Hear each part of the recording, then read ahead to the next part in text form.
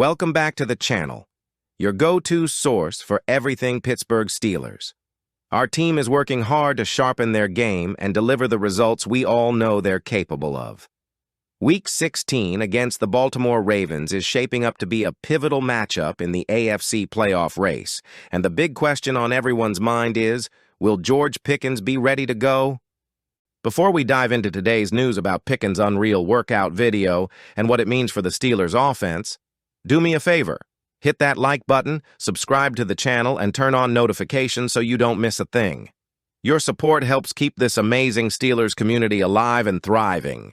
Steelers Nation, let's talk about a video that had every fan buzzing this week. During Tuesday's practice, George Pickens was spotted doing rapid lateral drills despite recovering from a hamstring injury. It's rare to see someone move like that after suffering what's believed to be a grade 2 hamstring strain. NFL insider Mark Kaboly even commented on social media saying, "This is what a grade 2 hamstring strain looks like from an athletic freak."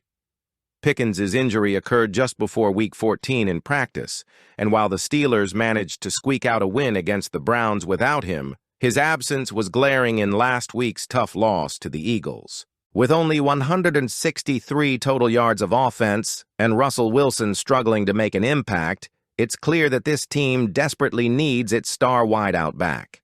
Last week's performance against the Eagles highlighted the cracks in the Steelers' offense when Pickens is sidelined. The passing attack was lackluster, with Calvin Austin III leading the receivers with just 65 yards. Aside from Pat Freiermuth, no other player had more than 3 catches.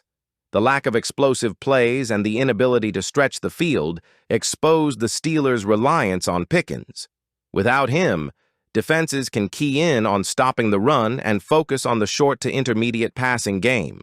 But here's the thing, Steelers Nation, Pickens isn't just any player. His presence transforms the entire offense.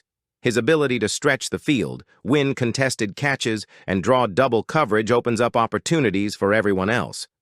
The Ravens are no joke, especially on defense. They boast the best run defense in the NFL, meaning Pittsburgh will need to find success through the air to have any shot at victory. Even if Pickens isn't 100% by game day, his mere presence on the field could force Baltimore to adjust their coverage, potentially freeing up other players to make big plays. But if he can't go, the Steelers will need to rely on creative play calling, something that hasn't exactly been a strong suit this season. Now, let's talk about what went wrong against Philadelphia. The Eagles came in with a smart game plan, exploiting the Steelers' focus on stopping the run. They called for short, efficient passes on early downs, setting themselves up for manageable third-down situations. The Steelers' secondary struggled to keep up, especially against Devonta Smith, who torched them on drag routes and crossers. Miscommunications in coverage and missed tackles compounded the issues, making it a rough outing for Pittsburgh's defense. However, not all was doom and gloom. Joey Porter Jr. held his own against A.J. Brown, allowing just 4 catches for 53 yards. It's clear that Porter is still developing, but performances like this show why he's the future of this secondary. One of the more puzzling aspects of the Eagles' game was the underutilization of Minkah Fitzpatrick. Steelers fans, we all know Fitzpatrick has the talent to change games, but it feels like the coaching staff isn't putting him in positions to make those big, splashy plays we've come to expect. Could a more aggressive approach, allowing Fitzpatrick to freelance like Troy Polamalu once did, unlock this defense's full potential? It's something the Steelers need to consider as they prepare for Baltimore. Steelers Nation, this week is make or break. The Ravens will come in ready to stop the run, and Pittsburgh's offense will need to step up in a big way. If Pickens is ready to return, even in a limited capacity, it could be the spark this team needs to get back on track. But the question remains, is this coaching staff ready to adapt? Can they build a game plan that maximizes the talent on this roster? Or will we see more of the same predictable play calling? Steelers Nation, we've got a solid 1-2 punch in the backfield right now with Najee Harris and Jaylen Warren. But here's the kicker, both are set to hit free agency in 2025. While Warren's restricted free agent status gives the Steelers some leverage, Najee will be an unrestricted free agent, and the front office already declined his fifth-year option. What does that mean? Simply put, it's unlikely we'll see Najee back in black and gold after this season. And honestly, it's not just a Steelers issue. It's the state of the running back market in today's NFL. Teams are looking to spend less on the position and rely on younger, cheaper options. That brings us to the buzzworthy prediction from Brett Hoffman of Pro Football Network. In his latest mock draft, Hoffman has the Steelers selecting Iowa running back Caleb Johnson with the number 27 overall pick in the 2025 NFL Draft. Let me tell you, this guy is an absolute beast. Standing at 6'0" and built like a tank, Johnson put together a phenomenal 2024 season. 537 rushing yards, 21 rushing touchdowns, 6.4 yards per carry, 22 catches for 188 yards, and 2 receiving touchdowns. Over the past 3 years, Johnson has amassed over 3,000 yards from scrimmage and 32 total touchdowns. Talk about production. Why Caleb Johnson fits the Steelers. Johnson isn't just a power back. He's got the versatility to contribute in the passing game, making him a legitimate three-down option. For a team like Pittsburgh, that's crucial. We're a franchise that thrives on balance, toughness, and players who can make an impact every down. If the Steelers were to pair Johnson with Jaylen Warren, assuming Warren stays on board in 2025, it could create one of the most dynamic backfield duos in the NFL. Think about it. Warren's explosiveness combined with Johnson's bruising style and receiving ability. Now, I know some of you might be thinking, why move on from Najee Harris? Here's the reality. Najee is a talented back, but the financials just don't add up.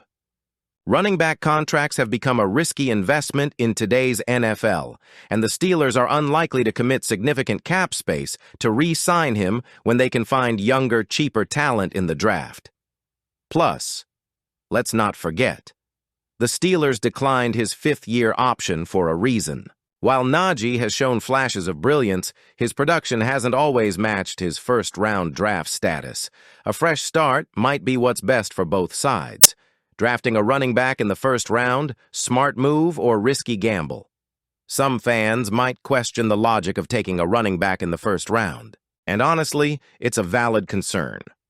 The league has shifted away from prioritizing the position early in the draft. But let's consider the context here. End of first-round value. Picking at number 27 means the Steelers are in a sweet spot to snag a high-value player at a relatively low cost. Johnson's upside as a three-down back makes him worth the investment. Immediate impact. Unlike some positions that take years to develop, running backs often hit the ground running, literally. Johnson could step in as a day-one starter and make an immediate impact. Steelers' identity. Pittsburgh has always been about smash-mouth football. A player like Johnson embodies the physicality and toughness that define this franchise.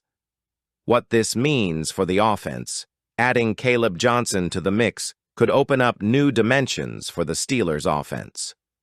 Imagine pairing him with Kenny Pickett and a young, talented offensive line. The play-action game would thrive, and we'd see a return to the kind of balanced attack that keeps defenses guessing.